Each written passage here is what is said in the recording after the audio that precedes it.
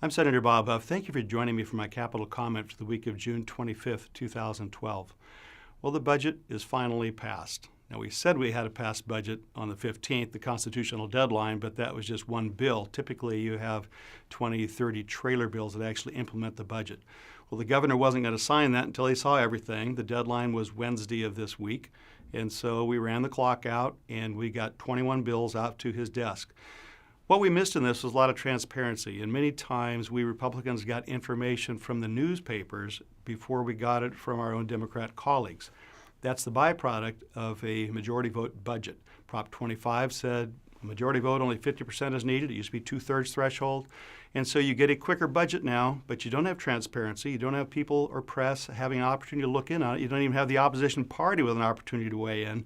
And so when you do see it, there are a lot of surprises. And frankly, I think we're going to have more surprises that come out as we dig deeper into what actually happened when we passed the budget. What it does have is it spends $91.5 billion or so. When you throw in realignment, you remember last year we took some of the state functions, particularly related to prisons. We put it down to the county level, and we said, you guys take care of that. We gave them a little bit of budget money for that. But when you bring that back in to compare apples to apples, our budget's at $100 billion, our old general fund. We peaked at 103. So since 2007-8, we have pared back $3 billion worth of state spending. If you look at overall spending, and that's really how you have to gauge it, what are we spending in all funds, not just general fund? We've actually grown state government by $30 billion.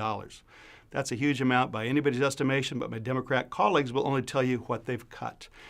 And the other big thing about this budget is, again, it's built on a 7-year so-called temporary tax. They're going to raise about $8.5 billion the first year, and if that doesn't pass, they're going to whack education. I believe that's disingenuous. I also don't believe that tax is going to pass. The cigarette tax on the June ballot didn't make it. If you can't get a sin tax like that passed, I don't know how in the world you get something that affects everybody or that's temporary for 7 years. So that's what we're facing in the fall. This next week, we're supposed to tackle high-speed rail. We're supposed to tackle water bond, pension reform, mortgage solutions. We got a lot of things on our plate still, but you don't see that as a part of the budget. I think we missed a great opportunity for reforms to actually get people back to work. I'm Senator Bob Huff. Thank you for joining me for my Capitol comment.